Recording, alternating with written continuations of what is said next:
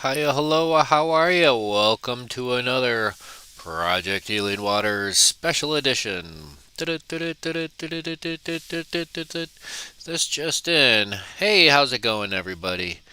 It is May the 12th. I don't know if there's anything special about today. Uh, I don't know. It's not May the 4th. It's not Cinco de Mayo. It's not Revenge of the 5th. It's not Mom's Day, Mother's Day, or I don't know. What is today? Today is Wednesday. We do this each and every week in support of the St. Cloud Program Project Healing Waters. So tonight we are going to be tying up a my little twist on a pink squirrel. Um, Pink squirrel. It is a popular pattern down in the driftless region. Um, Good for the trout. The trout. May the trout be with you. Um, yeah. So we're going to be tying up some of those on jig hooks tonight. And of course, it's a slight variation thereof. Um, the original, let me pull it up here, the original pattern, this is from the WisconsinFlyFishers.com website. The pink squirrel nymph was designed by John Bethke and is probably one of the most popular nymph trout patterns in the driftless area of Wisconsin. The recipe, the original OG recipe, includes a mustad 3906, size range from 12 to 16, black thread, gold bead, red copper wire. Now here's the body. It's a pretty cool little blend. I'm just doing straight regular gray squirrel, but it calls for a fox squirrel body fur mixed with lure flash, amber antron, and olive ice dubbing. The tail is a one piece of crystal flash, pearl tied and then doubled back to make a V shape. And the thorax is a medium fluorescent shrimp pink chenille. Hairline number CHM140. That's their CHM140. Write that down if you are going to the hairline app. Yeah, it is. It's pretty cool. Hustling down at the fly fishing expo years past, pre-pandemic, when we had fly fishing expos. Uh, I forget what booth it was, but one of the many booths from the driftless area. I don't know if it was a guide or a shop, or could have been from the Lanesboro. I don't know, but they had a taxidermied pink squirrel. It's pretty cool. Good evening, Josh. Thanks for tuning in. Glad to see that you made it tonight. Um, so, I don't know. We're going to be tying up some pink squirrels for the driftless region because I'm going to take a quick camping overnighter down yonder. Um, yeah, today's the 12th. All right, so let's go ahead. We got enough of us are tuned in. Let's go ahead and spin myself about and tie some of these up. What do you say?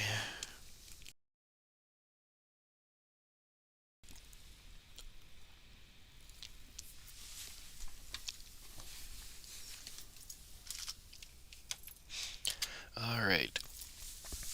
So, part of my reasoning for tying these on a jig hook, and tonight I'm going to be using, what am I using tonight?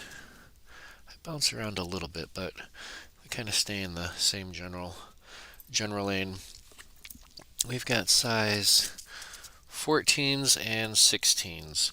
So You know, if you're going to do something, I always say, I don't know, you could either work your way up to the quote unquote hardest portion of it, or you could start with the hardest part, conquer it, and everything is quote unquote downhill from there. But these are just jig hooks. We're going to start with the 16s.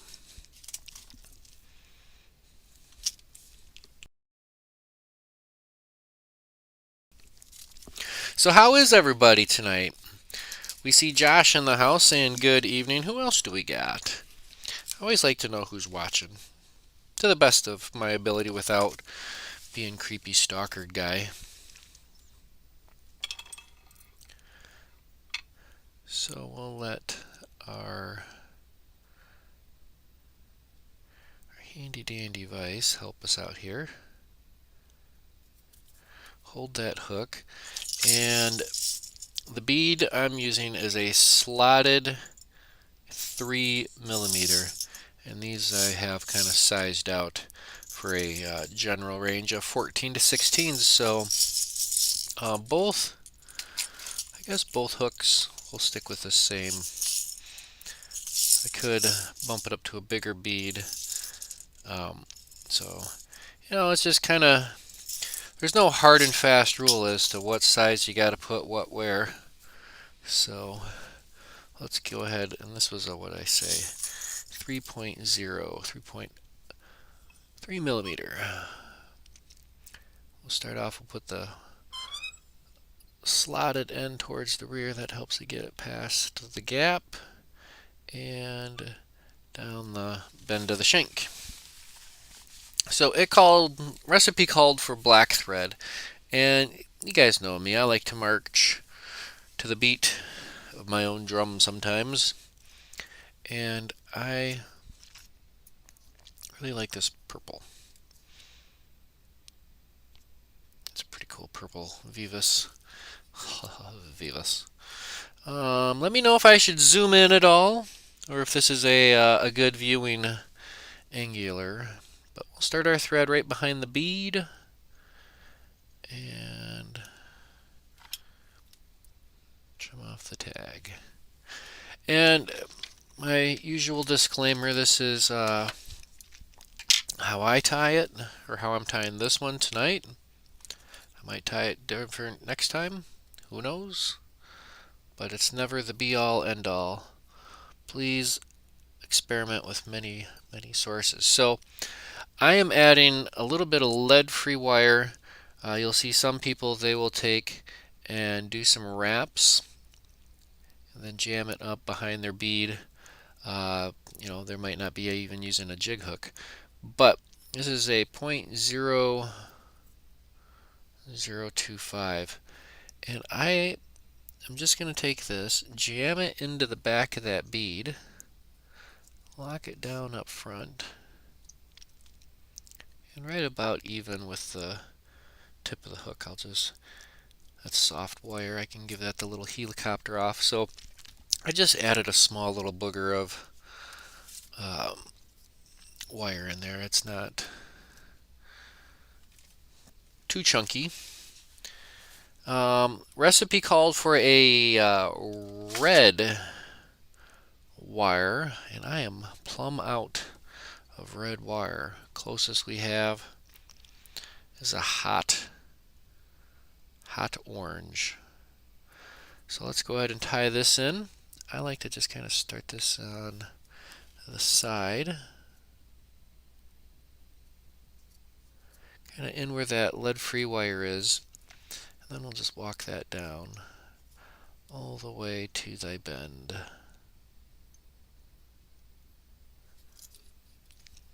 Looking good, looking good. Pearl crystal flash. Some good old KF9. Crystal flash pearl.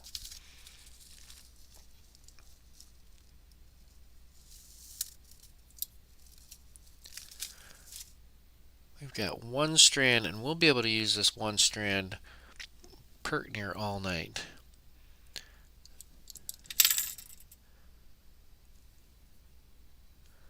So what I can do is I can even measure that out about a hook's length pointing forward. I'm going to go just a little bit past that.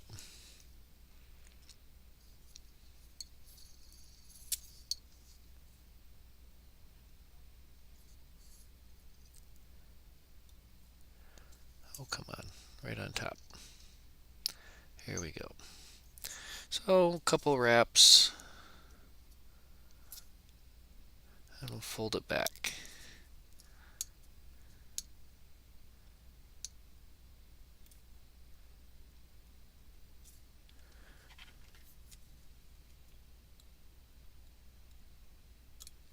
We might adjust that length there in a minute, but we've got this nice little piece of crystal flash we'll want to save because I'm stingy like that.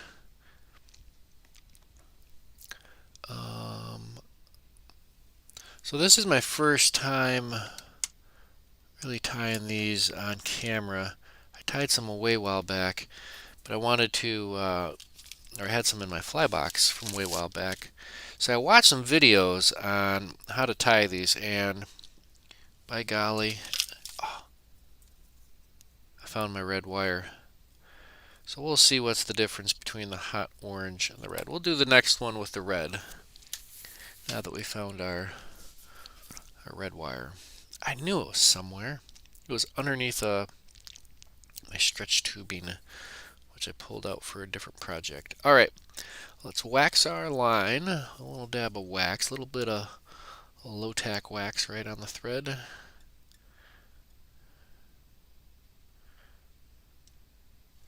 Objects in the mirror may be closer than they appear.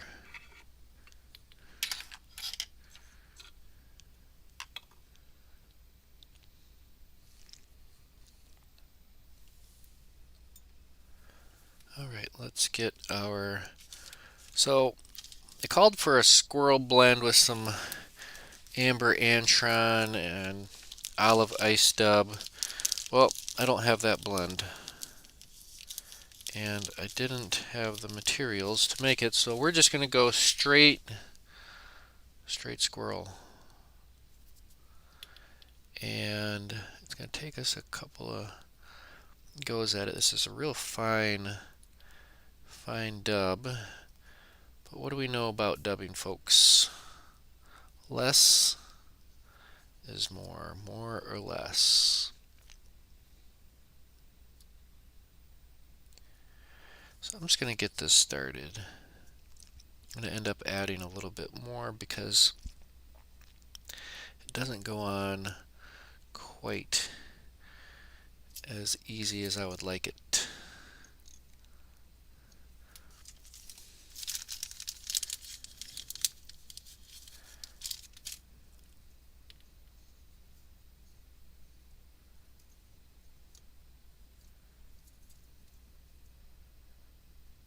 Alright, we'll just keep just a little bit more.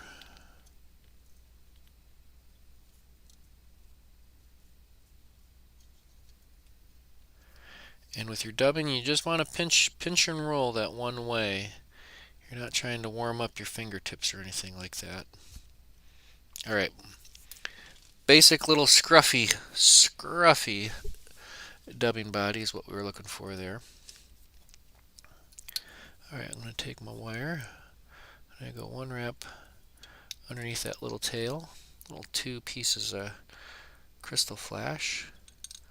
And then we'll take some wraps, spacing these out just a little bit.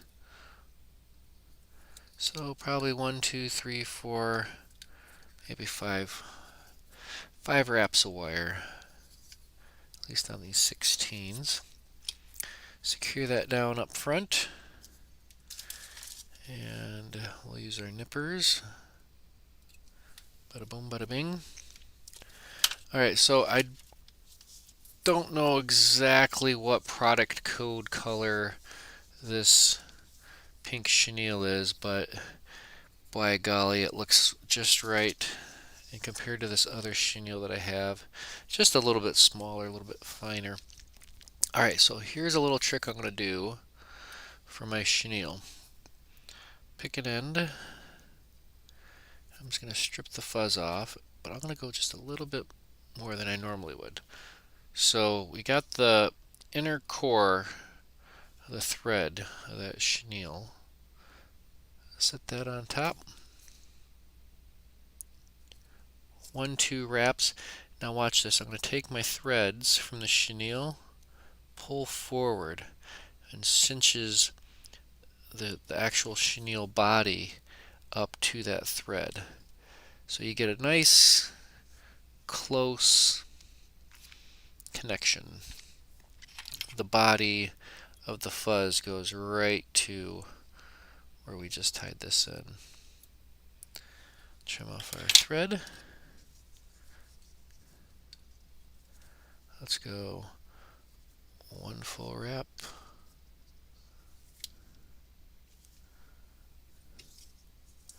Then we'll lock it off. Keep our thread behind that bead head.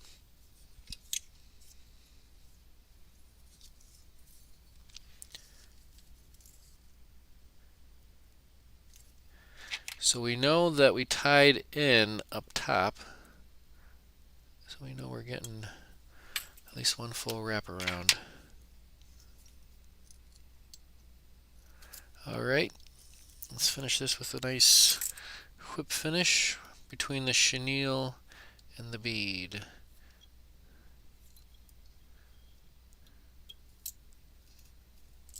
I like that. Let's go ahead and give that a trim.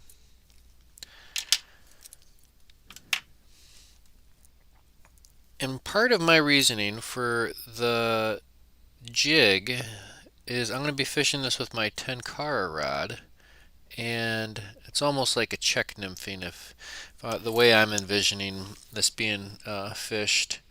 Not necessarily going to be throwing it out, a 40-yard cast with an indicator and yada yada yada. Direct contact. So when this is down into the water column, I should be able to feel it kind of bouncing around. So let's take a closer look at it. See what our opinions on the old pink squirrel.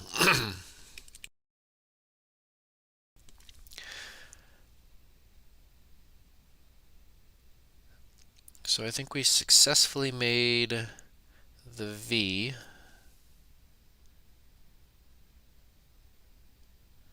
The crystal flash. And it's not the dubbing blend, but it is squirrel, and it is pretty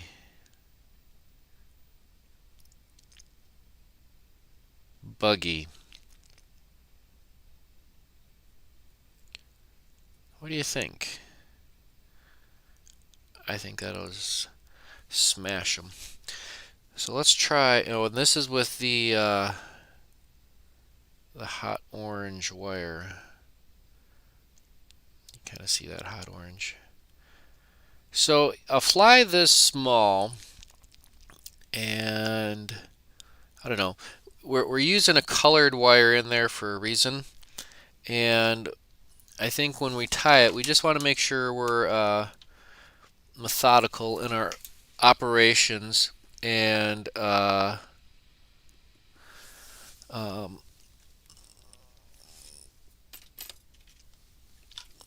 count. Sometimes you have to count your wraps. Sometimes you don't. So that was a 16. Let's do another one. 16. This time we'll throw the red wire. Brad says, perfect. That's going to be money. I hope so, Brad. I hope so. I got things all starting to get things packed up, prepped up, ready to go. Good evening, James. Good evening, Pete, Ben, Josh. The gang's all here. We're all here because we're not all there. And if we were there, then we couldn't be here. Alright, let's throw another 16 in there.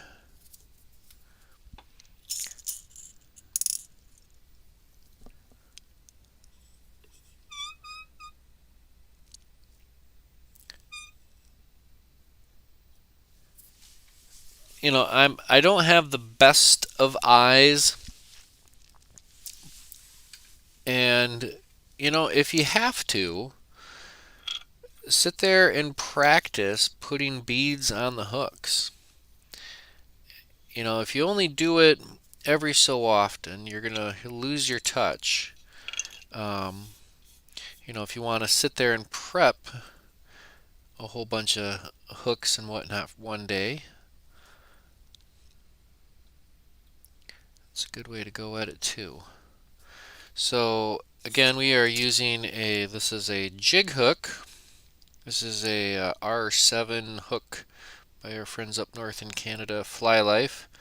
It's a J617. Recipe called for a 3906, I believe it was. But we are changing it up a wee bit. And we're going from there.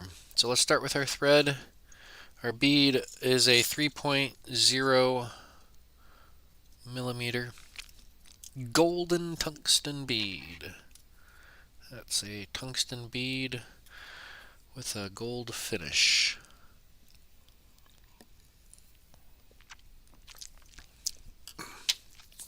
Now let's snap our fingers and find our wire.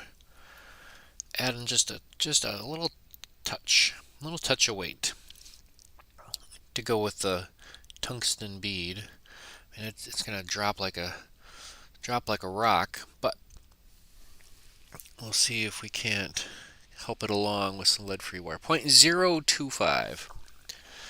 You'll see others, they may wrap it around. You can do that. That's fine. Or we'll just put it in the back of that slot. Now, is this the way? Is it even the best way? I don't know. But it's my way. And I like it. Alright. So last time we did the hot orange because we couldn't find our red, but we found it. Not much left. And if you can really spot the difference between hot orange and red, and even copper, at a quick flash, they're all the same. I don't know. But fish can be picky. Fish can be picky. Alright, let's take our wire. Let's tie it on the side. Mix it in with our other lead-free wire. I try to use lead-free wire and lead-free products whenever available. It's like Dolby surround sound, when available. Okay, it's available. We got our ribbing in. Let's find our chenille. There it is, or not our chenille, but our crystal flash. Remember this little piece we saved from earlier? Hot dog. So we don't waste too much. Let's just tie this in facing forward, about a hook's length, maybe a little bit more.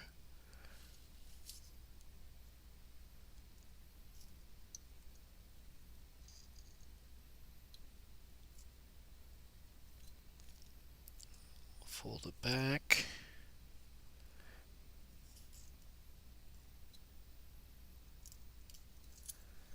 And I'll trim off our excess.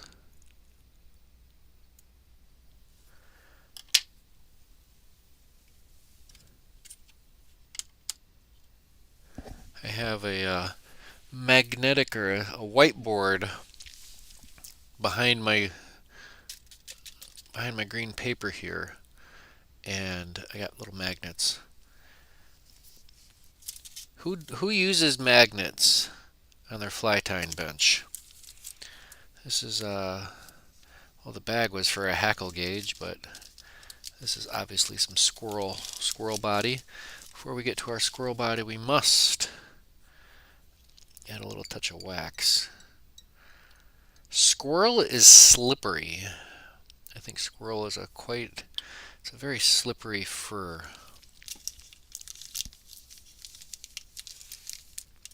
So a little dabble W, less is more, more or less.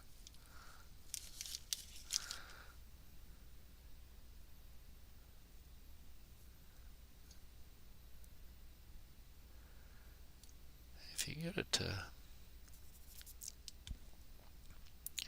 stick, that's where we're getting to. There we go. And then you twist it.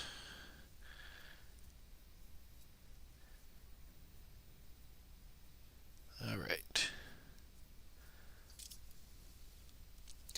So one of the things I do when I do my dubbing is I'll do my dubbing noodle just a little bit away from where I want my dubbing to start, so I can take a wrap or two with the thread, and if I had it exactly where I wanted it to start, if I take a wrap or two with thread, I'm going to start building up additional bulk right where I want it to start. So right as my dubbing noodle starts to make contact, that's when I cheat it towards the back where I actually want it to start, and it lays just a little bit of a foundation of dubbing.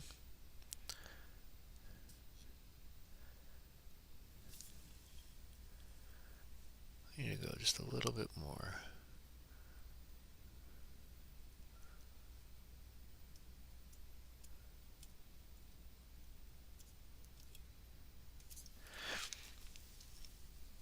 I tried to get it just the right amount, but we fell just a tick short.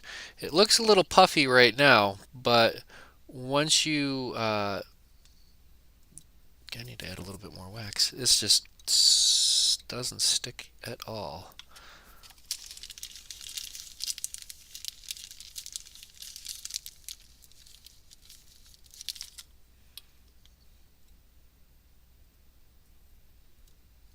I can't even get it to stick on. Maybe that's why we do the blend. I think so. Just that little dash of olive in there. Maybe I'll work on that for next week.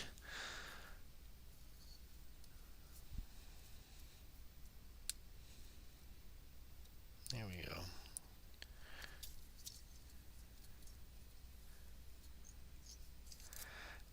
I think that'll work. Alright, with my wire, we'll take one wrap, cheat it underneath our crystal flash tail, and then we can start our little open space ribbing. 1, 2, 3. So that'll be our 4 that are showing, and then our 5th and final goes right behind that bead head. So that's going to get covered up with the chenille.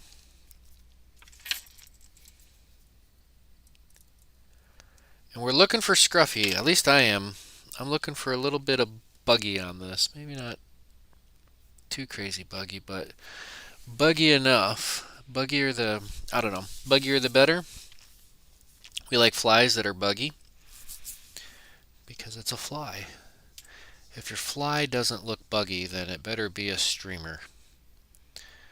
Ooh, that's a good one. If your fly doesn't look buggy, then it better be a streamer. Okay, let's take our little chenille here. We're going to strip off the fuzz, expose that inner core.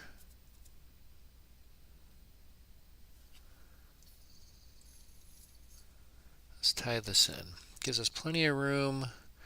Let's go 1, 2. Now see here, the thread and the chenille, there's a little bit of space. Now that just compacted our chenille right up to that bead head. And that's what we're looking for.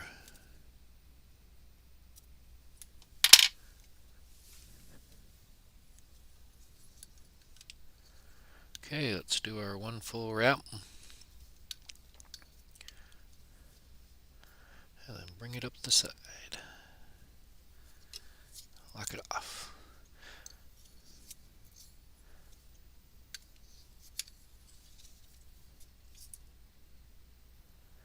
So I have also with me some dubbing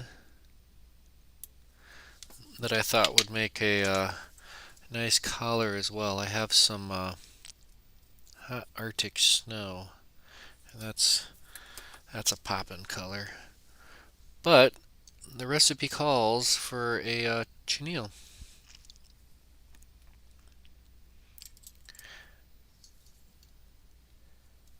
And without Googling, who knows what chenille means in French? I know Josh Anderson knows. Chenille. Chenille. Who knows the meaning of chenille? Without Googling it. Without looking it up. So there we are. Just as buggy. This one's a little bit buggier than the first one. Red wire, can't tell the difference. But,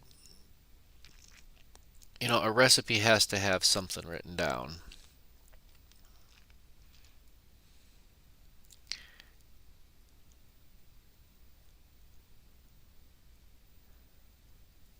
But I think we checked the boxes. I think we checked the boxes on that. I'm going to load that up.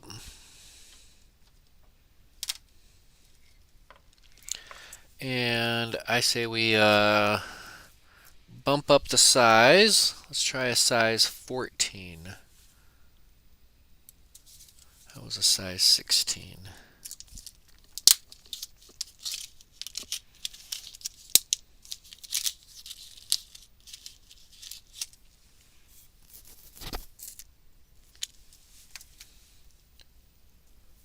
Alright, let's get jiggy with it.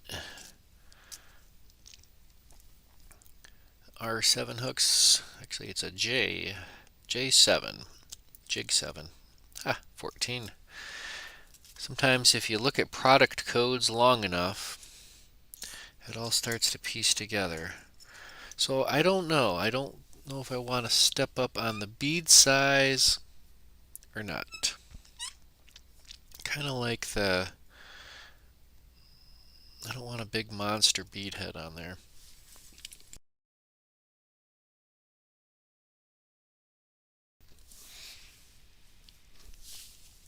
But we'll give this a try. Same size bead. This is a 3.0 slotted tungsten, and I got these 14 to 16s. The other ones are 12 to 14s.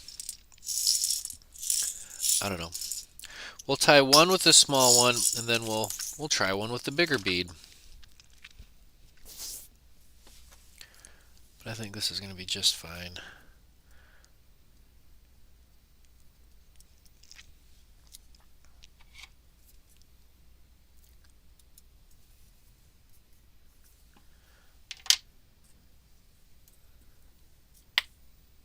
Alright, the bead is on. Let's add a little bit of oomph. A little bit of lead-free wire, 0.025. I'm just going to ramrod this right into the back slot. And I'm just going to tie this in on top. Right about halfway.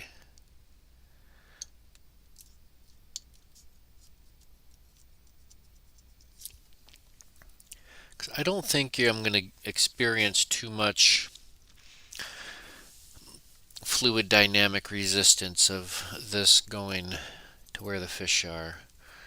Let's add a little red wire. Small.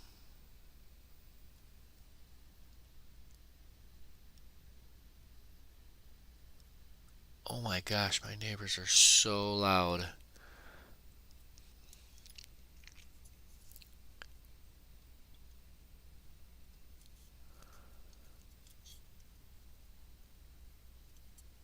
Alright, let's tie this in on the side, back to Das Bend. We'll take our pearl crystal flash, same piece of crystal flash all night long.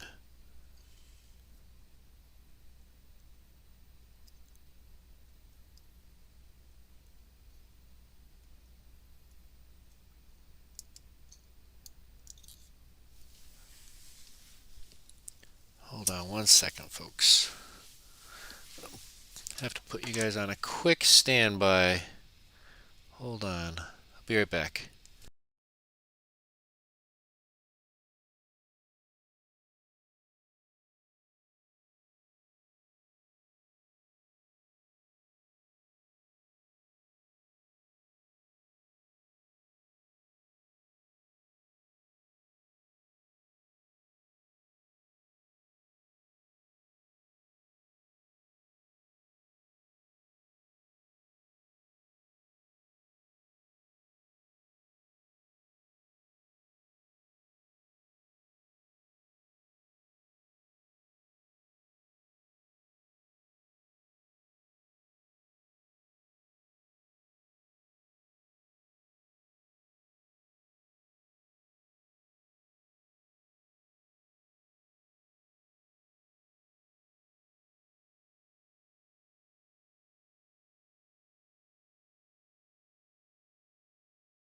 All right, sorry about that, folks. I had thought I heard some like thumping and bumping, or I don't know.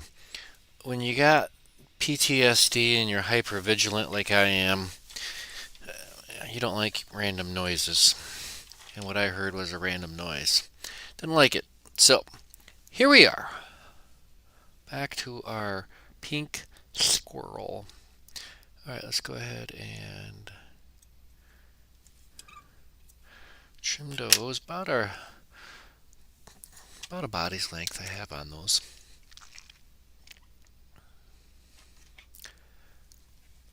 It's going to bother me because that one's just a tick longer. There we go. Aye. And you want them to come out as a V. Little practice. It doesn't take any extra additional things or steps to get it to park on top. All right. Let's get ready to add our dubbing. And before we do that, we want to add some wax. I'm using some low tack. Wish I had a high tack. Something just a tick stickier, but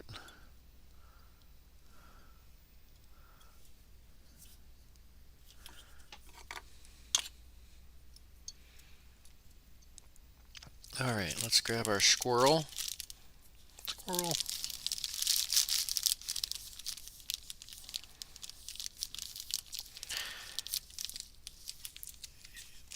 We just want a little pinch.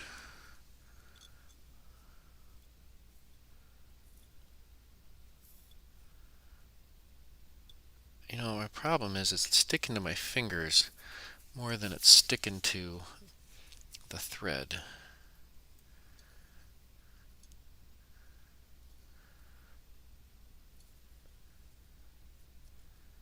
This is not the best of dubbing, but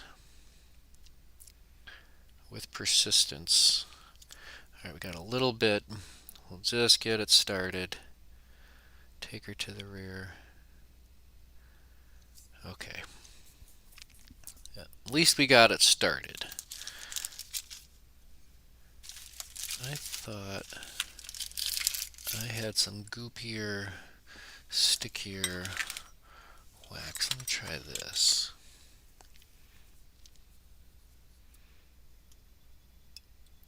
That's not as sticky. This is.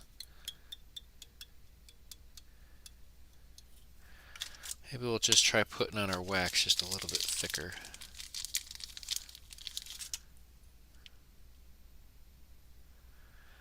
That, and we'll try just sticking the dubbing on to the thread first.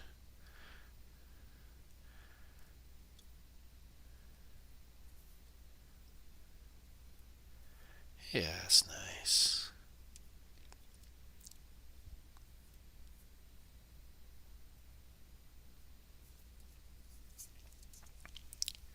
Alright, let's continue our wraps forward.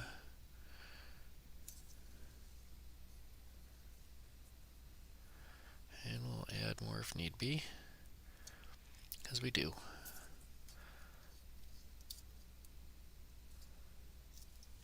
Alright, it looks like it's going on super thick, but I can assure you it's the density on it is not quite there. We've got Dave Coleman in the house. Good evening, Dave. We got the smart mouth. Hiya, folks. Alright, let's go ahead and take our wire. We'll do one underneath.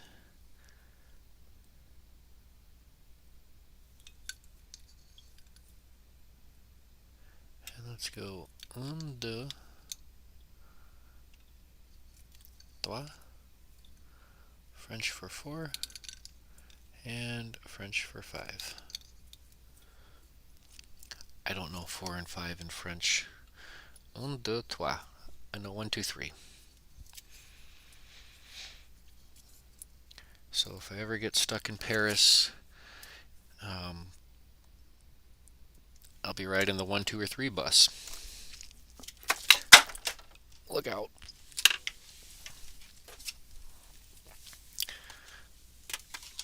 Jumpin' dubbin' on its way out. Alright.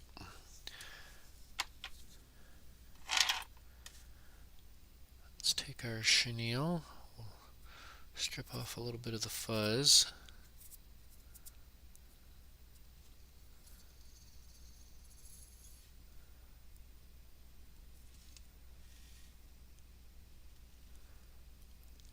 Take 1, 2 wraps, and then our little tag end. Pull that forward. Jam the chenille right up to that bead, and then take a couple more wraps, locking that down.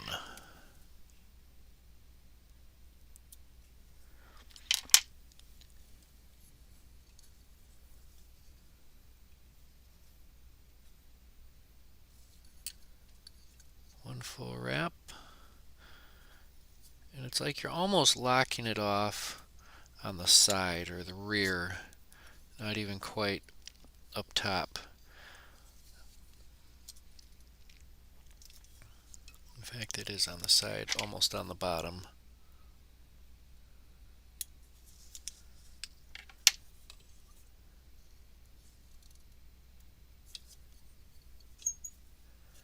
Finish this with a nice whip finish, and we will be good.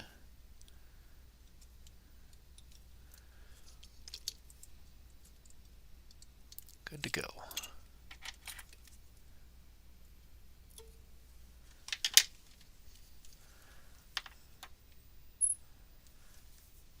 So there it is, just slightly larger.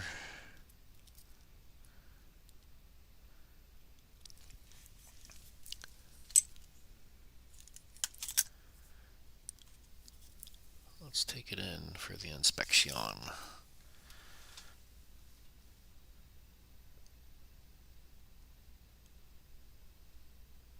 Nice buggy body. I think that'll fish well. Got a little split V, crystal flash tail. She's gonna be swimming like so. Hook up, hopefully. I like fishing with jig hooks. I think I fish pretty well.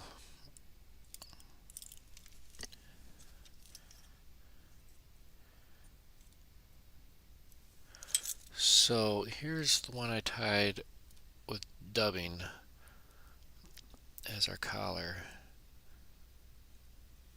And I can see why they went with the chenille.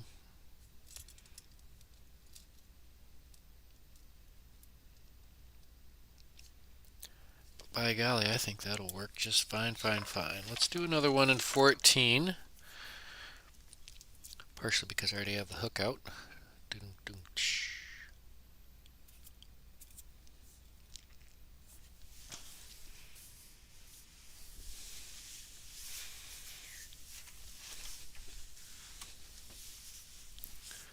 Trying to stretch my back here for real quick.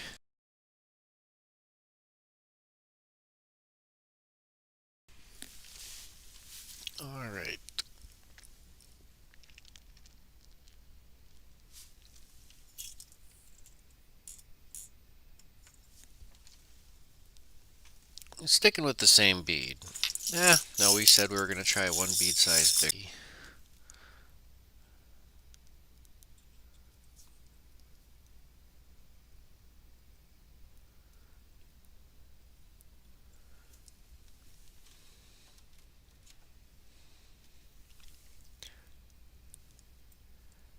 I mean, this doesn't really seem like it's undersized or it's hurting for size. Same size hooks. Yeah. I don't know. We'll give her a whirl.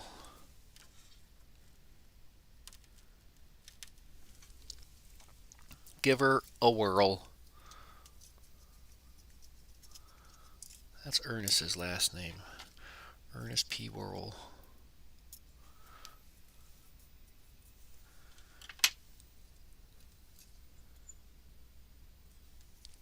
So, how is everybody doing? We got quite the crowd tonight. Good evening, everybody. We are tying pink squirrels. Squirrel. We do these live streams each and every week in support of the St. Cloud program of Project Healing Waters.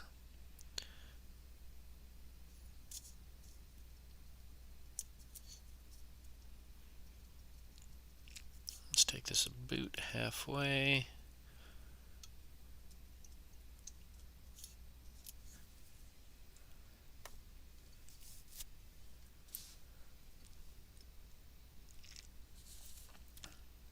And red wire. In this case, SM stands for small. RED stands for red. Don't know what UTC stands for. Anybody know? Who knows? I mean, that's the company name. I think I know. If I were to guess what UTC, let me know in the comments or in the chat what you think UTC stands for. What I think. Okay, how about this? Wrong answers, wrong answers only. Because I think it stands for United Thread Company, which would be my guess.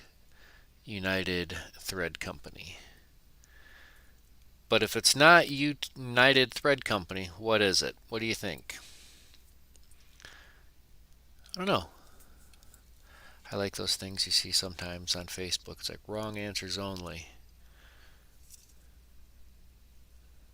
Here we go. Let's tie this wire in on the side and run her towards the rear. Kind of like using this purple thread. It kind of blends in just a little bit better with the pink up front, if you know what I mean.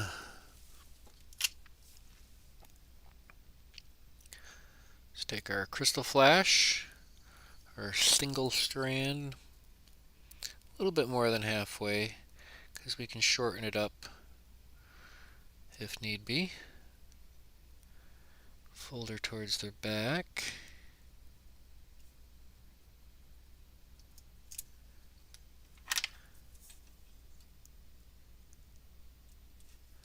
And give her a trim. Still got that same piece. How about it? The frugal fly tyer is seldomly bored. Namaste.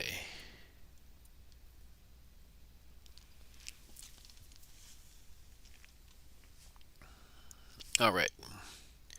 We are ready to try the step again.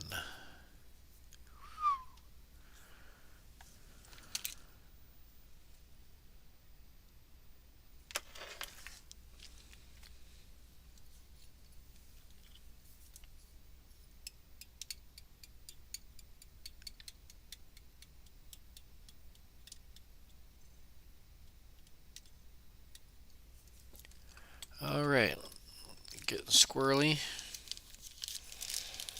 Nobody messes with the Squirrel Master.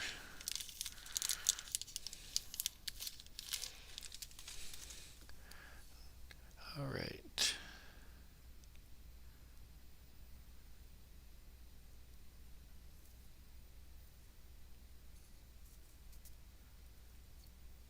Spin it on, dub it on. It's a one-way street. There we go. Once you get it going, you got it going. It's like the lady at the grocery store. Once you get her talking, you got her talking forever.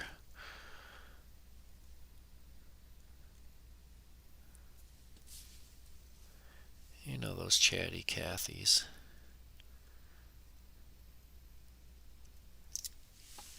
Now that's what I'm talking about. With enough practice, enough iterations, you get just the right amount of dubbing. It's like, I don't know, it's a good feeling, I think. Let's do our wire. One wrap underneath our tail. And let's go 1, 2, 3, 4, and the 5th goes underneath our chenille, so we just take that right up underneath to that bead.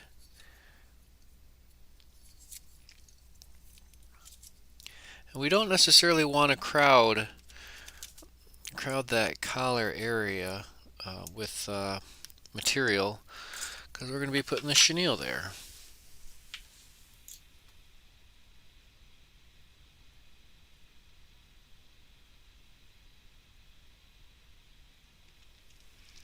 Oh, we got questions. What is the tiny wire piece, the silver piece? I'm guessing it was lead. Ah, lead-free wire. Which I just lost it.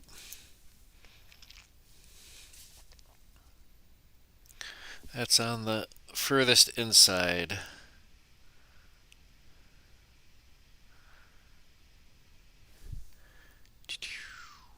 Lead-free.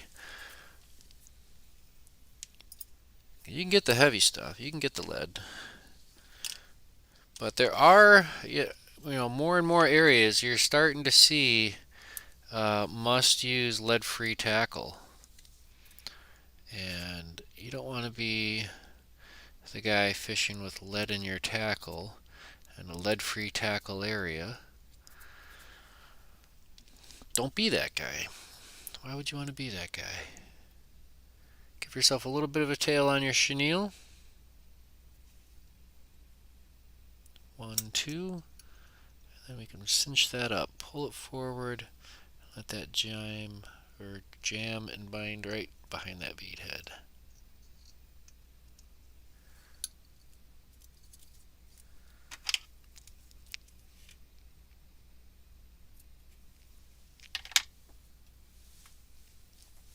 All right, here's the magic.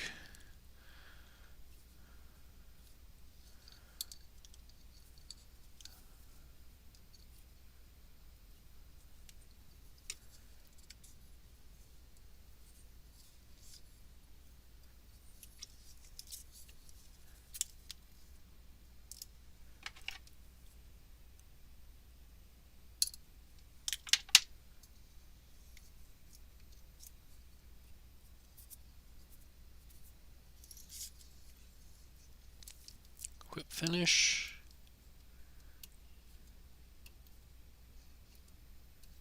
I'll do that once more.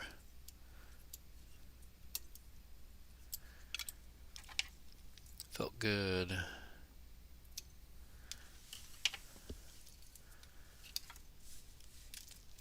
All right. Holy smokes, we're halfway into it.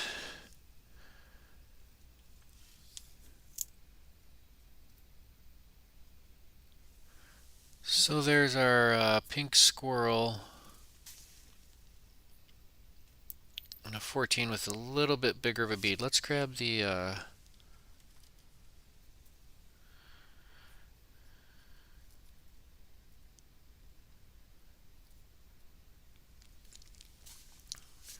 okay, so the one on the left, if you can't tell, has a larger bead.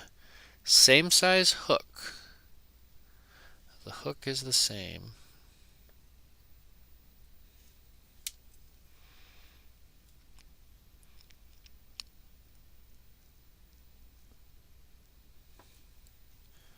Which one do you like better, and why?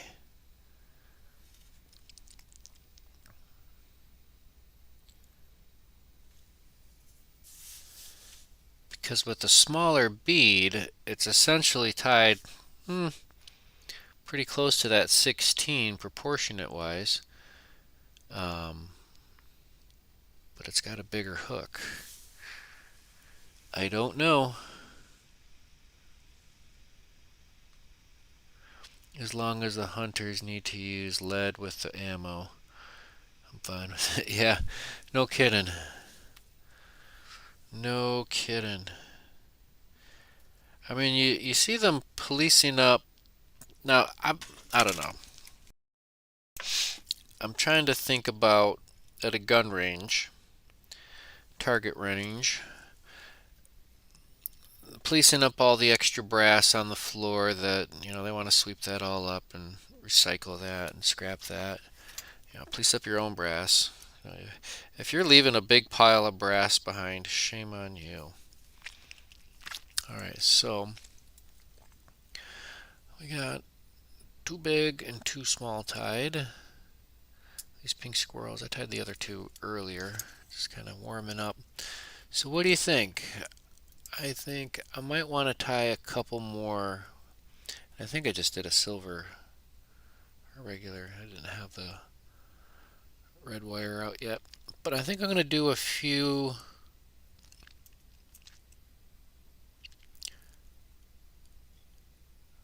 I don't know. Do we kind of veer off and start with the dubbing collars? Because maybe I'm thinking if we do a dubbing collar, I don't necessarily need to do more hot pink.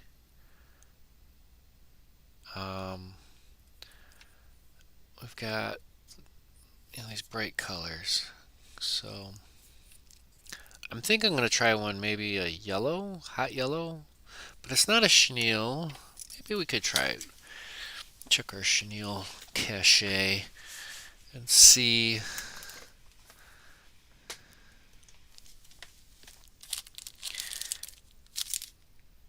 Let's try this. Alright. That's the sound of me digging through chenille. My chenille tub. Yeah, let's give that a try. Alright, you'll see what I got when we get to it. It's no longer a pink squirrel. It's going to be a insert the next color here.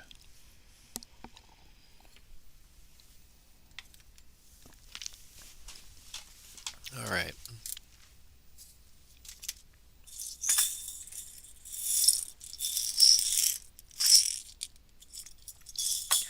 In fact,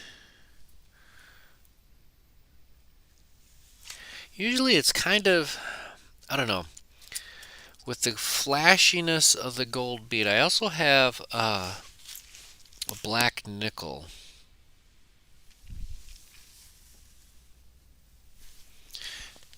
Sometimes that flash can be a little bit too much, or the flashiness, sparkliness of that gold bead might be a little bit too much. So we're going to try, we're going off the deep end a little bit.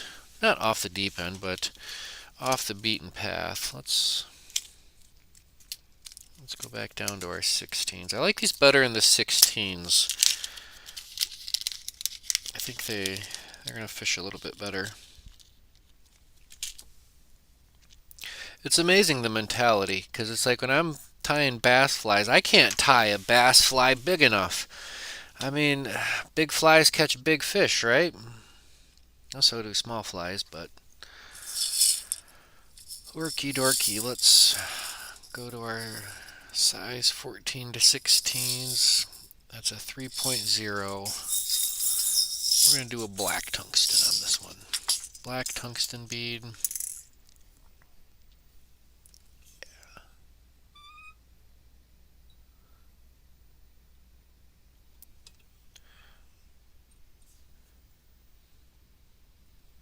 You'll know if you get that on backwards.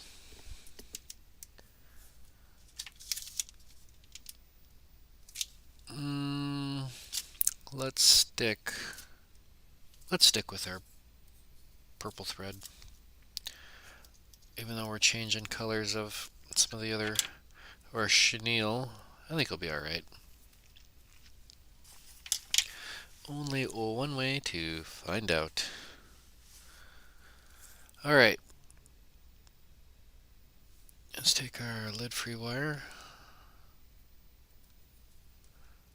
Same thing. We'll just slip this in here. Or maybe that could just be my one change. It's just a black nickel instead of a gold bead. Let's try that. We'll stay with the. Look, I was gonna try this other fluorescent chartreuse nylon. Nylon. It doesn't sound right that nylon can be a color and a fabric. I guess blue jean's a color. I don't know. Alright, let's get our. Stick with the red wire.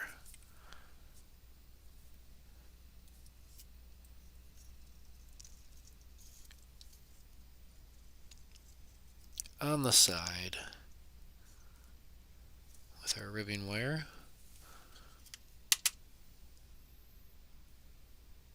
We'll take our crystal flash.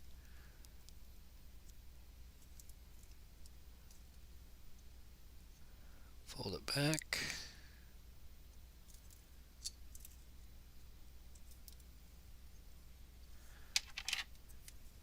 And we're looking for about a body's length.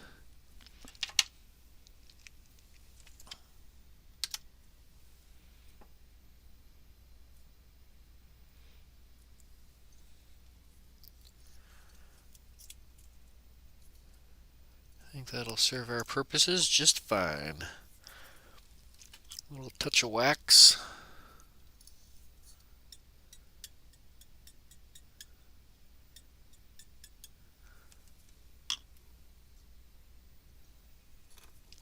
And we'll find our squirrel.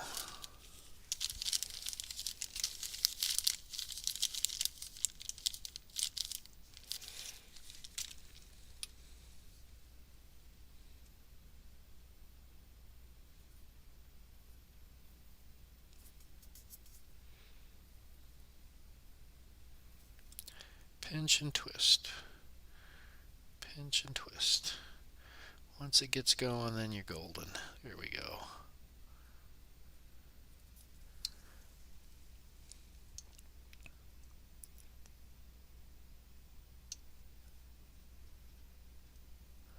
Looking for a nice little buggy body.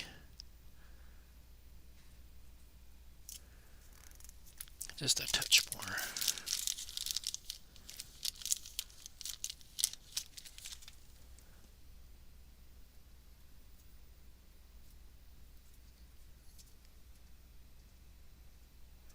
There we go. Alright, let's bring our wire forward. Let's do our first wrap underneath. I said underneath. There we go.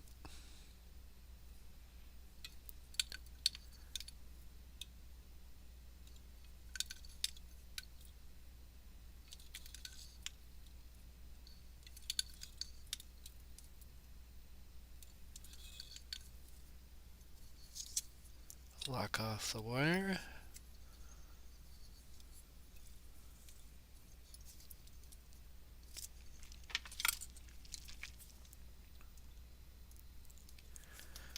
Perfect.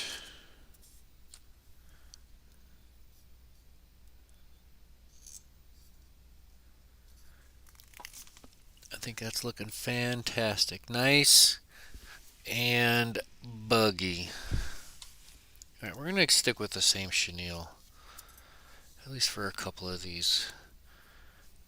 And then maybe we'll do a couple in the fluorescent yellow. I don't know. I know bass like chartreuse. Do trout like chartreuse and fluorescent yellow? They like fluorescent pink. They like pink squirrel.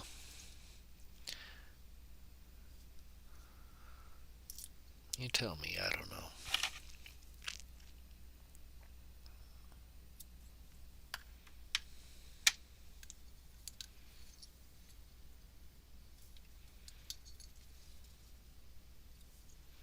Get right up tight to that bead.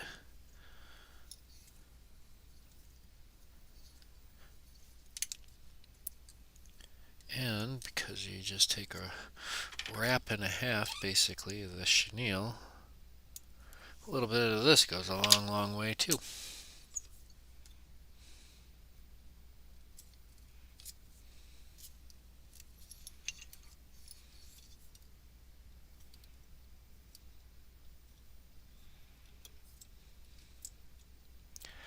I like it in black.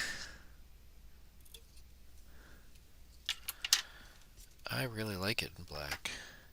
It's kind of mysterious.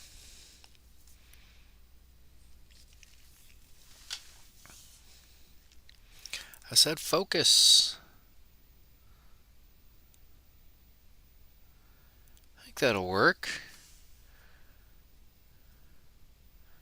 Instead of a gold bead, we got a black bead. I think that'll work out just fine.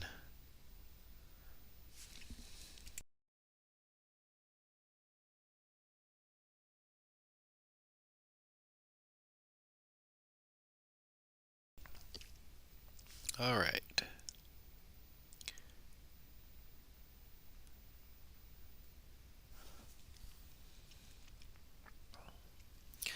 Let's do another one.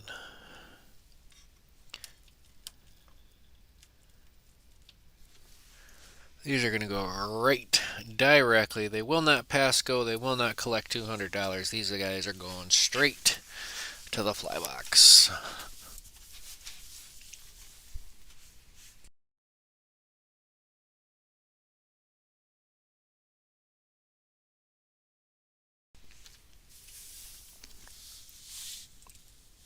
Oh wow, we got almost a dozen viewers. Hey everybody, thanks for tuning in. I really, really appreciate it. Be sure to hit that like button, subscribe, tell a friend, tell your neighbor, tell your fishing buddy. We're doing this each and every week, every Wednesday from 6 o'clock to 8 o'clock ish.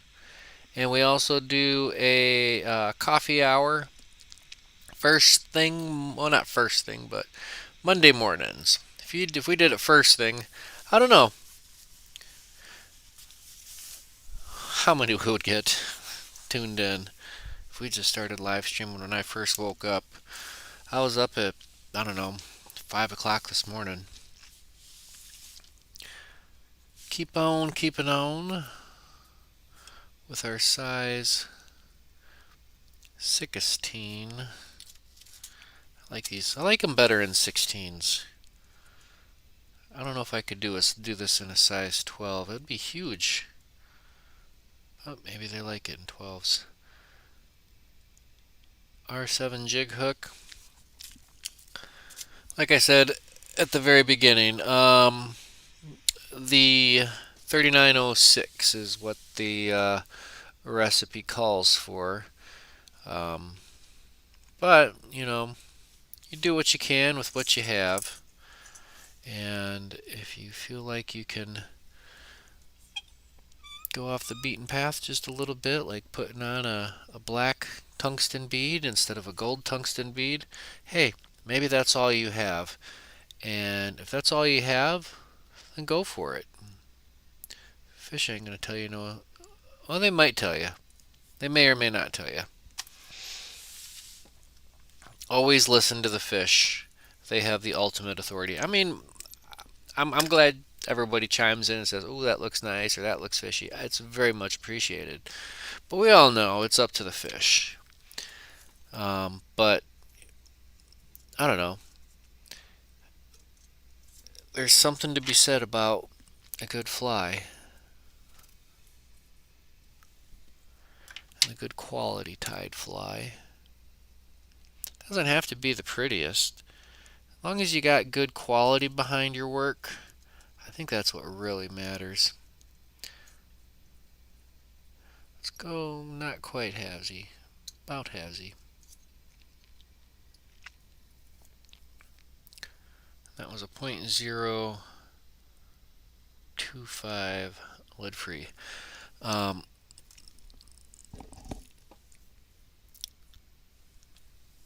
our red wire. So hook, bead, thread, wire, flash, squirrel, chenille. Let's tie our red wire in on the side and run it down towards the back.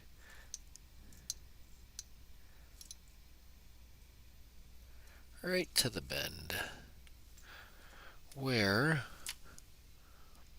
stingy Aaron will be chomping down his single piece of crystal flash a couple more times. We might get 2 more flies out of this bad boy yet, maybe 3.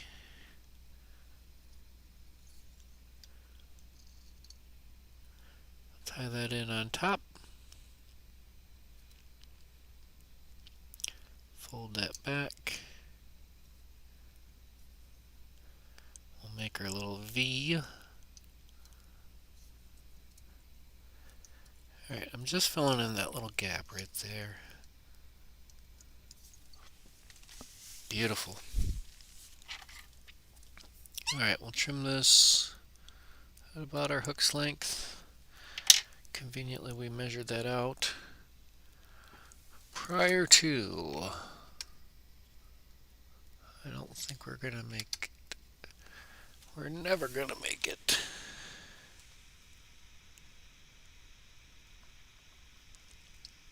So, curl, make some black and chartreuse chenille on the collar maybe. Let's try it. We'll send it with the fluorescent chartreuse. This is up next. We'll do one of these. We'll do that one. We'll save that one for last. I don't know. I might want to do a couple with the black bead.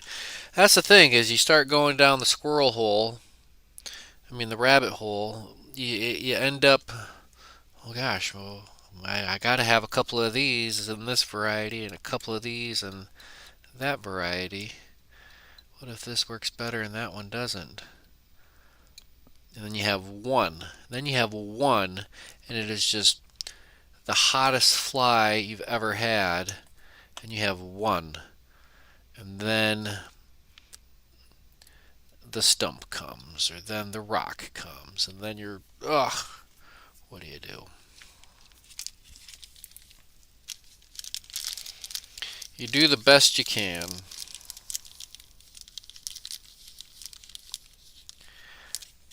I remember it was a tequila.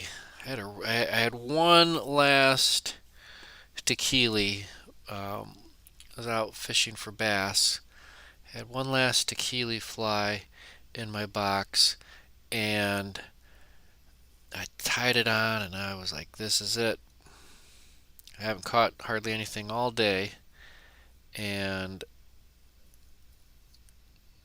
next thing I know, I catch a pike. I'm like, oh, okay, I got this pike on now.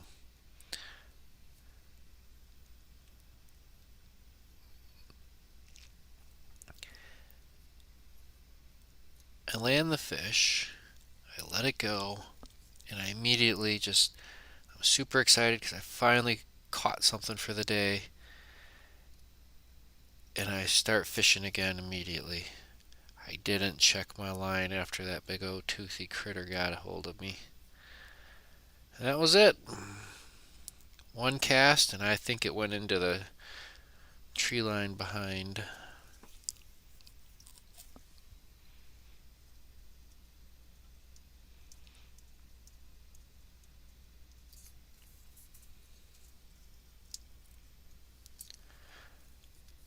So, lesson learned.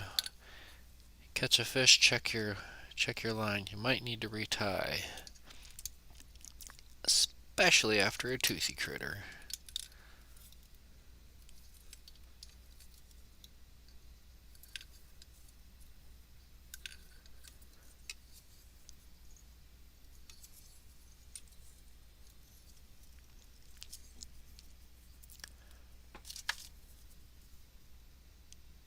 There we go. Alright, we're going to do one more pink, and then we'll finish off with the fluorescence chenilles. We'll see how that works out for us.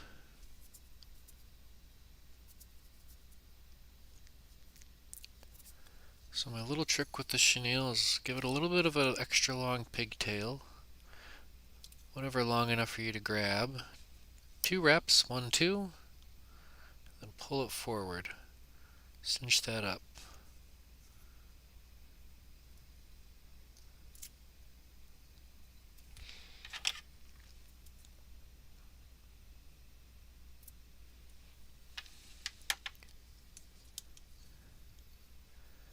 Give that 1 full rep. Oh boy, I broke that. Can I salvage? Can I salvage? I think so. Oh, I just got to get this thread back there. Yes. Saved by 1 wrap of thread. Alright, well, this goes to show you can't use too much force with this stuff.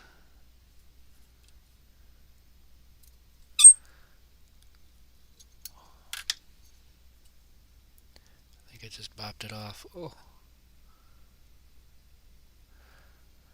Well, there's only one way to find out, and that's to fish it. I think it's fine.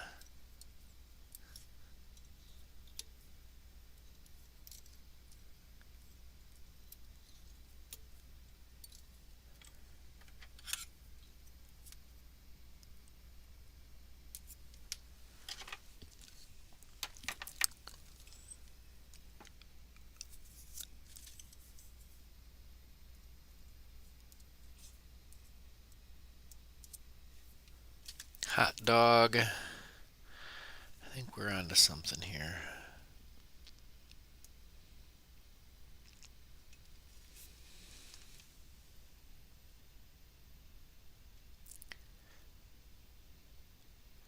It's like the midnight version.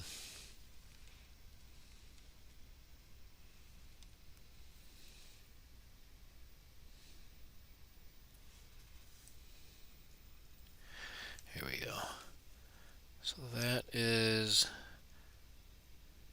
these are both the same size. At first, with the gold, I thought I was trapping the chenille against that bead, but as it turned out, it's just the reflection.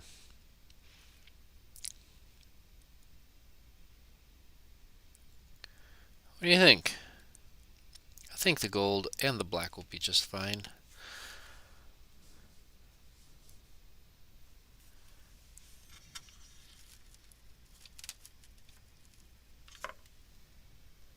And, you know, just because the original recipe calls for something doesn't mean that's the only way it can be done. You know, because, like I said, they had to put something down. They had to, well, I mean, I guess you could do a range, a color, this or that, or this or that, but what's the fun in that? Alright, we're going to do a black bead again, but we're going to see about this fluorescent chartreuse hot green.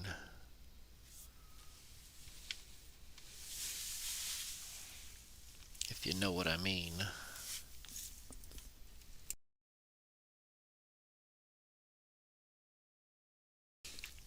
Alright, we'll start off with our size 16 jig. Getting jiggy with it. And our 3.0 black tungsten bead. I'll roll it around until I can find, there we go. And let gravity be our friend.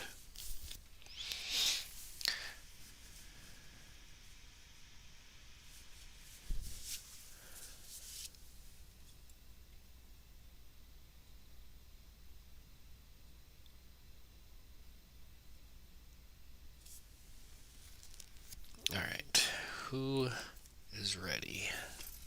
I am.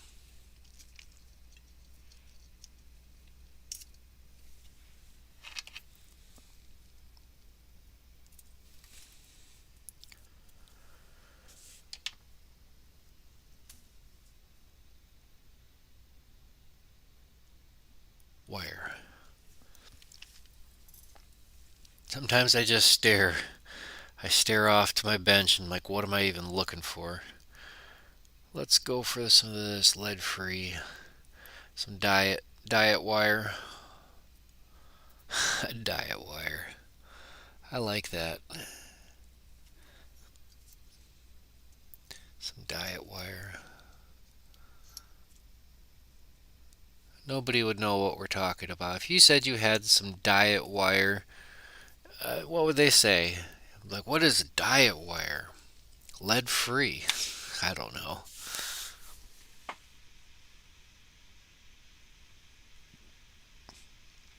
Gravity has been a good friend, keeps you down to earth. I like it. I like it. Let's continue on with our. I think we'll just continue on with our red wire. I don't think I want to change that.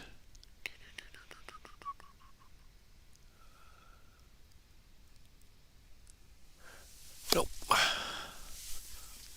Sticking with the red.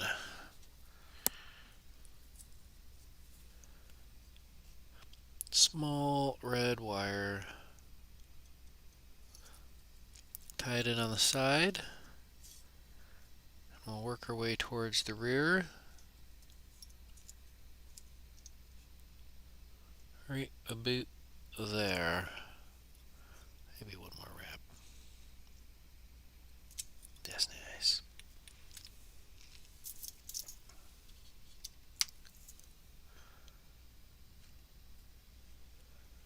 A little piece of crystal flash.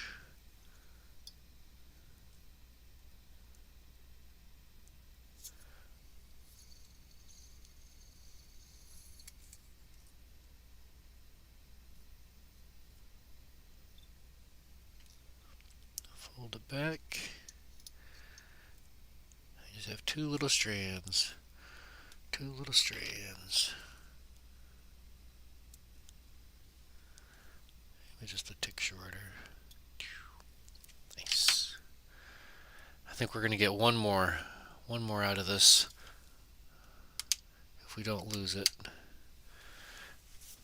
I mean, I can say I definitely have thrown scraps bigger than that away in the little trash can, but since it's all right here right now, might as well be frugal.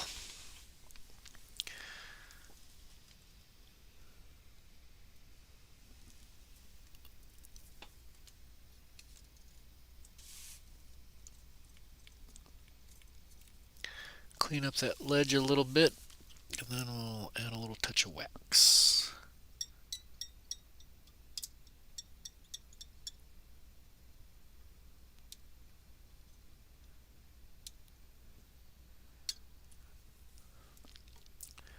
Beautiful.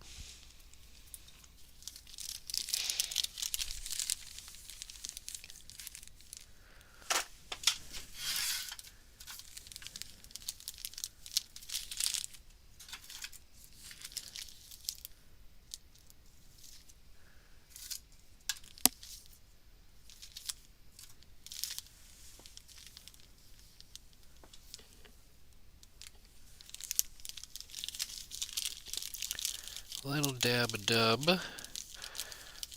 How much dubbing should we use? Less is more. More or less.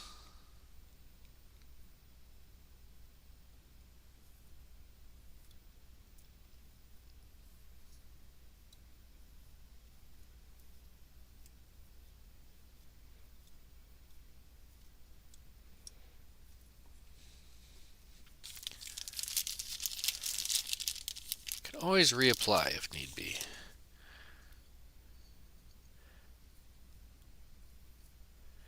And if you are one to overdub, then you're probably one that has learned how to stop your dubbing noodle and just clear it off your thread.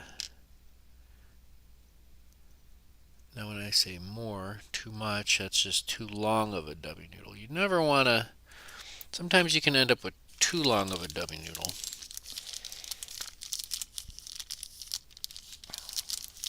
But some people just hate the idea and concept of dubbing, period. They just don't like it.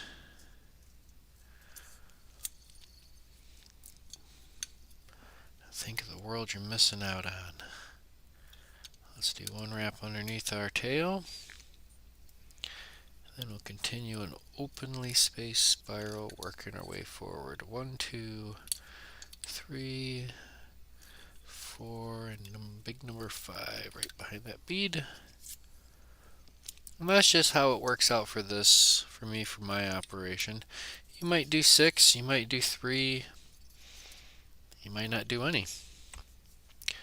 But with a squirrel, I don't know how you'd get by without a ribbing. It just don't make no sense. All right. Whew. Who's ready? This is where we're gonna venture off. So let's take, so what is this? Fluorescent nylon chenille. Fine fluorescent green. So it's fine. A little bit, it's not a medium. We'll give it a try.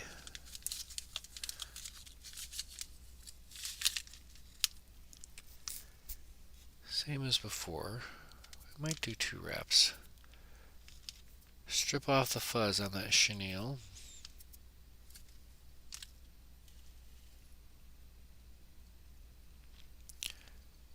Two wraps and then cinch it down. Pull the thread, the little tag ends.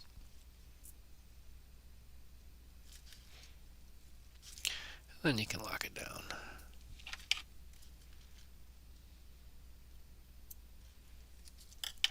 Alright, let's see what happens here. I didn't even take the chenille out of the bag. Let's do 1 full wrap. Ooh, that's like a cozy little blanket.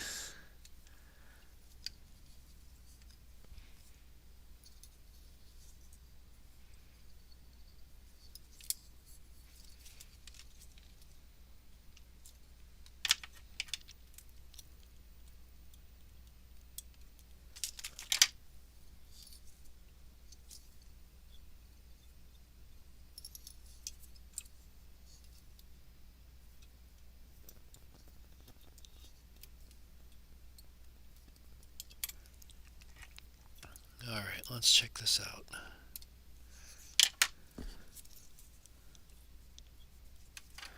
So there it is with a fluorescent hot collar.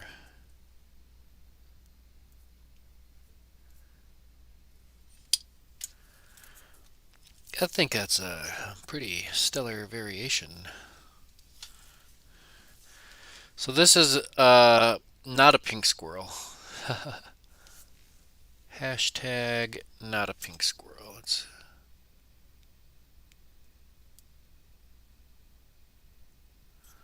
I want to fix that, whatever that is.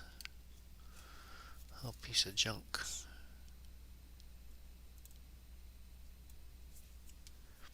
Yeah, buddy. So this is not a pink squirrel. Pink squirrels and not a pink squirrels. I think that'll fish just fine. Kind of like that fine chenille in there too.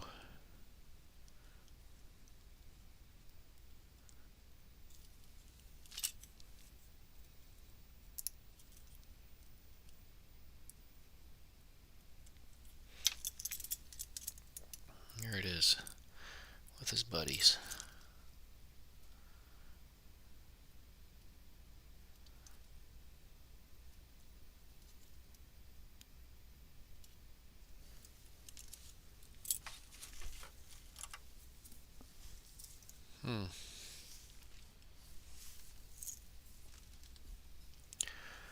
Holy smokes, did my watch stop? I think 7:30. Holy smokes, we're just cranking through these.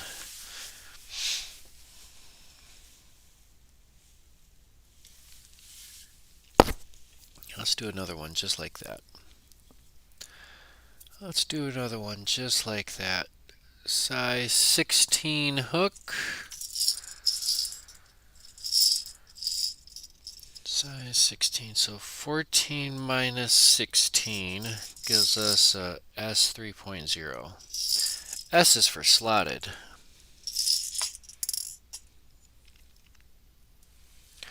Alright, let's put the bead on the hook. Roll it around until we find our little Pikachu hole. There we go. And gravity. The old gravity assist.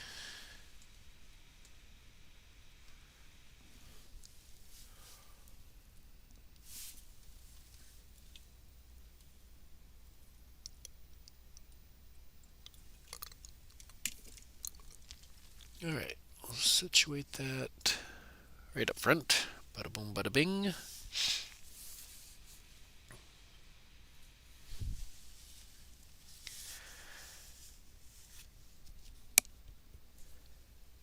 And our diet wire, lead free, low octane. I can't do anything with this until I do something with this.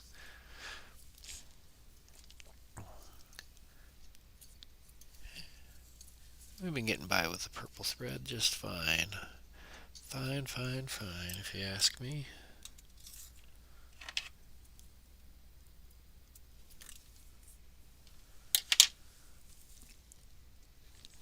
Alright, let's try our wire this time.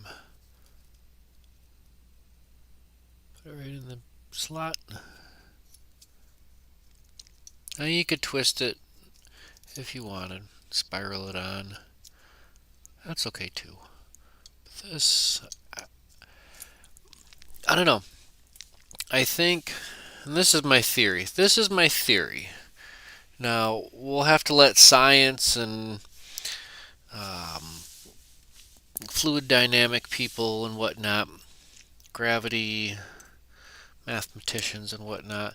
But my theory is we got this mass right underneath the eye, and then we got that on the top side, opposite of the hook. So even more, I'm trying to get the center of mass just a little bit. And if you wrapped it, yes, you'd be adding more weight, but I think this is kind of a directional weight. And it's a tungsten bead. I mean, like I said, my plan is to be flipping these out with my Tenkara setup. So I really don't want to add much additional weight. So this is it. Oh wait, we're not quite to our flash yet. No, put it back. We need our wire, our red wire, our diet wire to the red wire. Tie this in on the side. It's a beautiful thing.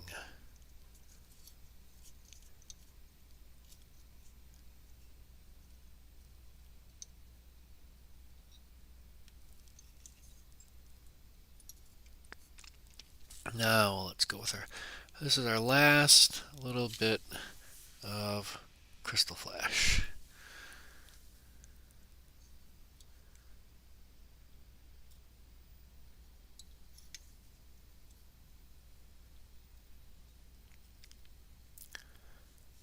Fold it back, make Make our little V.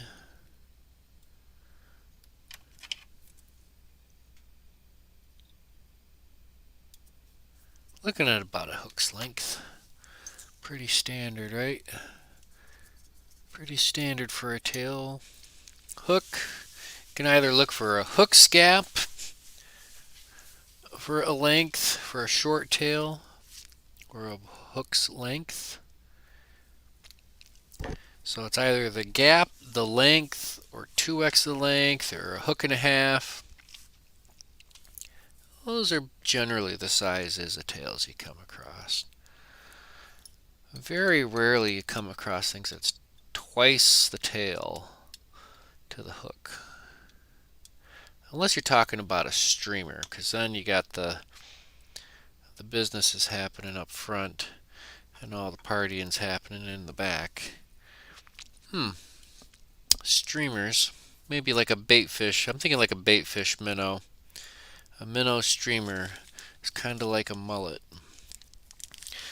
But you get those short strikes and the fish are hitting the back of the fly and there's no hook back there. Which is why you started to see these articulated monsters.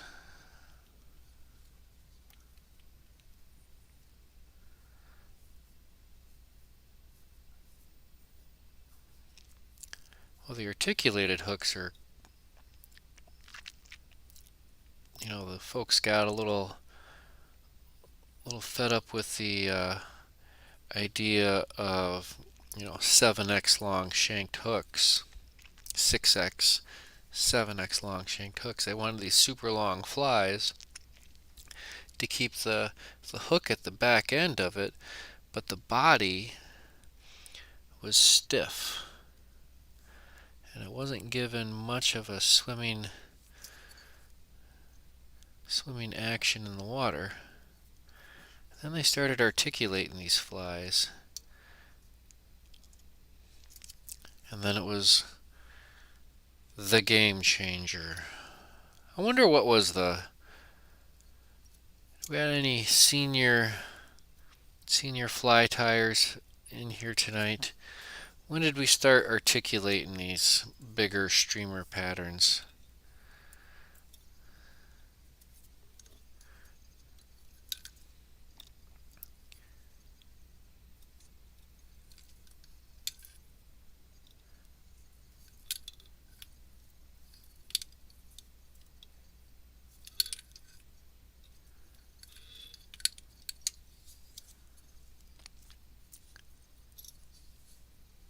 Because I don't know. I mean, I have tied. I had somewhere at my box at one point. You start articulating everything. It's just like, articulated woolly bugger, excellent. Ooh, articulated, I don't know, lefties minnow, or articulated clousers. What?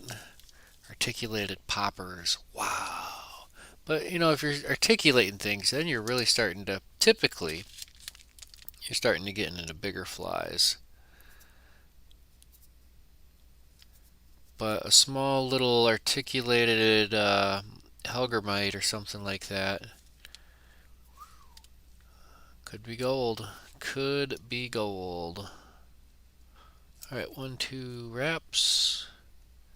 Cinch it forward.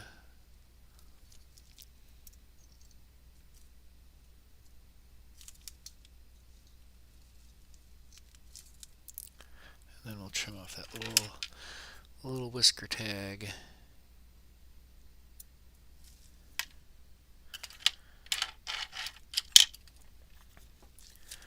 This squirrel is messy though.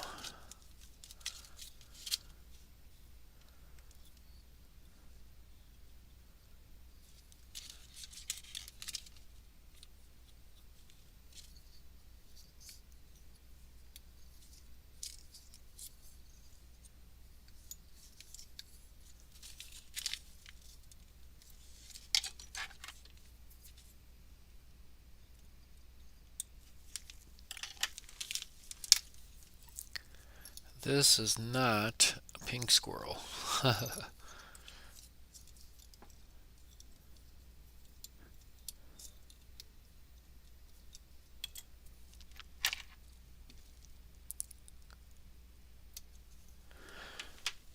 Well, I think that's a humdinger. That'll fish all day long. Yeah, boy.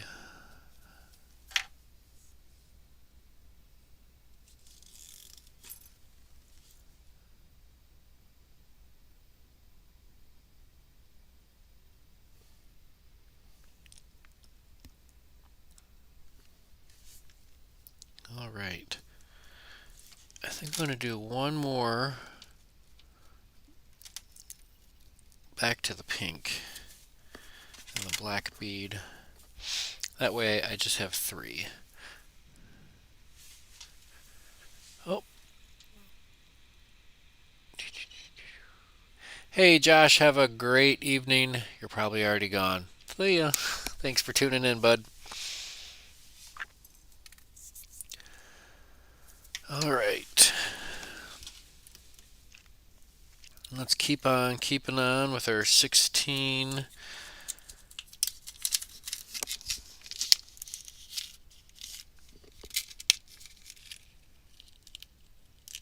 And this is probably going to be our last one of the evening. If I don't drop the hook. Come on, meow. There we go.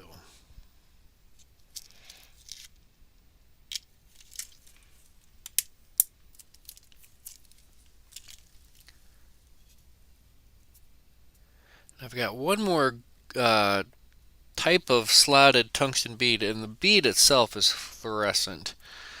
But I don't think that's quite the scope of today's tie.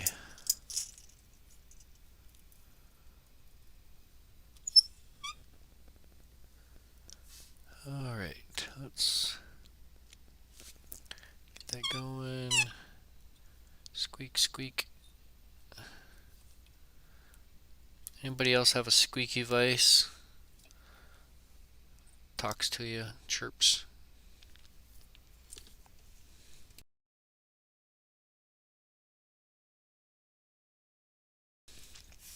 All right.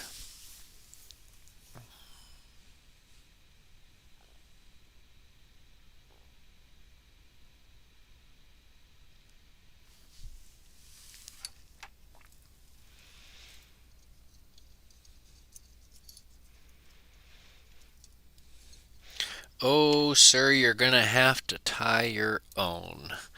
That's what we're doing. Trying to get you motivated.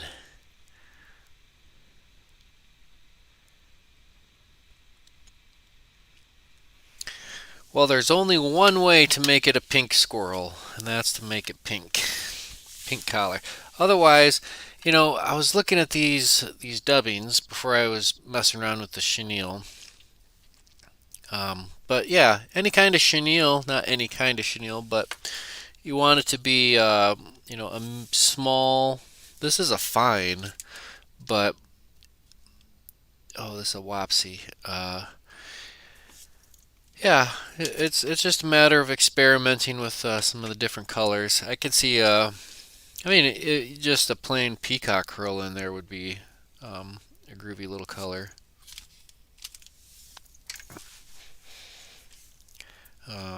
So let your imagination be your only limitation.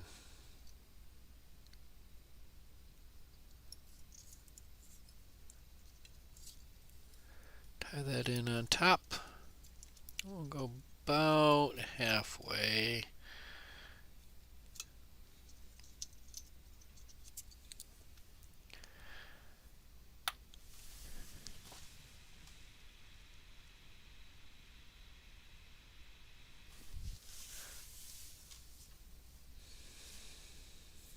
All right.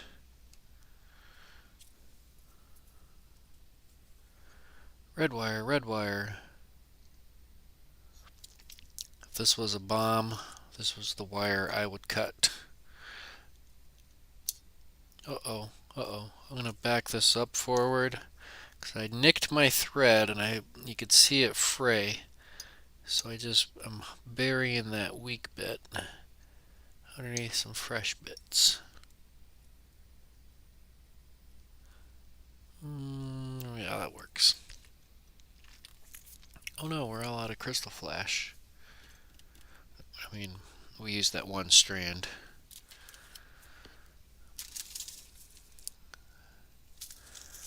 Alright, well, I guess we gotta dig out another one. We're on to our second strand of crystal flash tonight. Oh boy.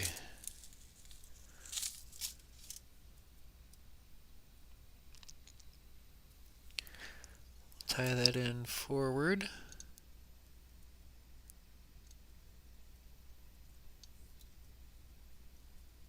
Fold it back.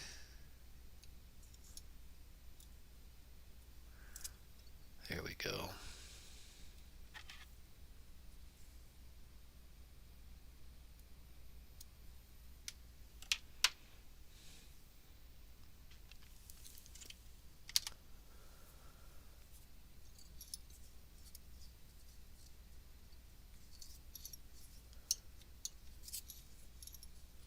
Alright.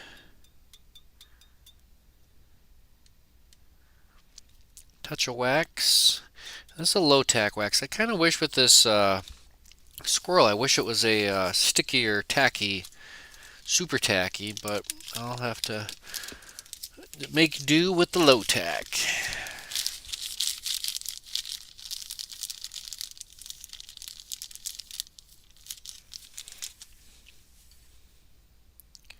Low tack the low jack.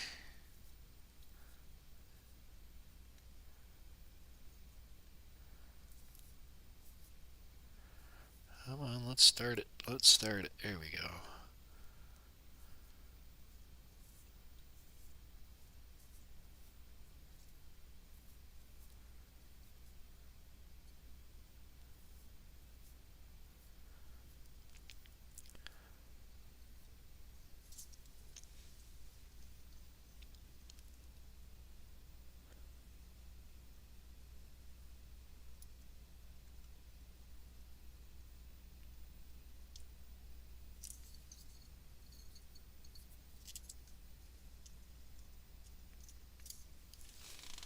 Oh, these are buggy for sure. Yeah, jig hooks are great. I like jig hooks. They're a cool little thing to have in your hip pocket. Now, with the jig hook, if you give a mouse a cookie, if you give a fly tyer a jig hook, you want to be sure to get the slotted beads that have the extra slot instead of just the flat, because a regular bead, it just doesn't make it past the bend of the jig. And there's all sorts of different jig hooks too. If you get some bigger jig hooks for like some bass size, you can do like balanced leeches and things like that there. So always options, always options. We're gonna do what I said, one more pink one. We'll finish with our pink squirrels.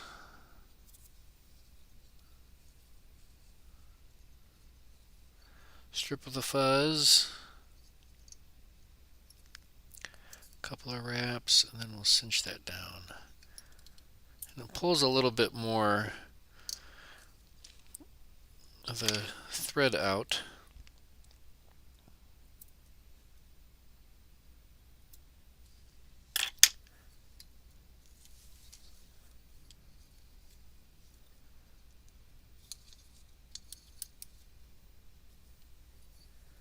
Not too much tension like we did last time. We broke it off last time.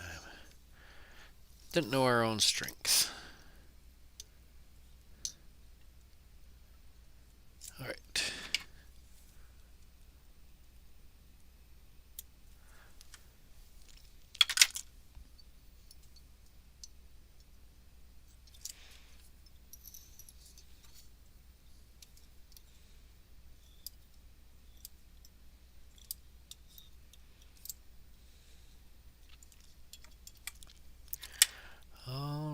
triplets.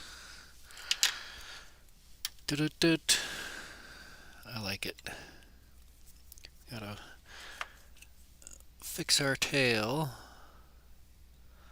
which fortunately doesn't take much to adjust.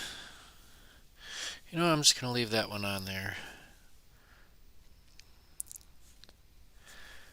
So we've got pink squirrel in gold, black.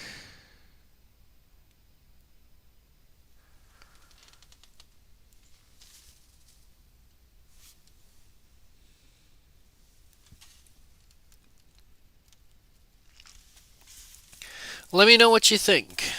Questions, comments, concerns, lies, alibis. What do you think? I think we did all right. Thanks, Dave. Appreciate it.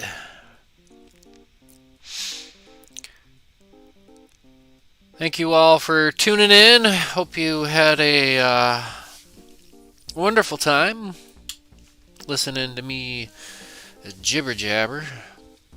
I forget sometimes when I'm done with these live streams. I really don't feel it so much while I'm talking. But boy, oh boy, when I'm done at the end of the night, I forget. I've been talking for the last 2 hours non-stop. And we do this every week. 2 hours every night, 1 hour Monday mornings. That's some good stuff.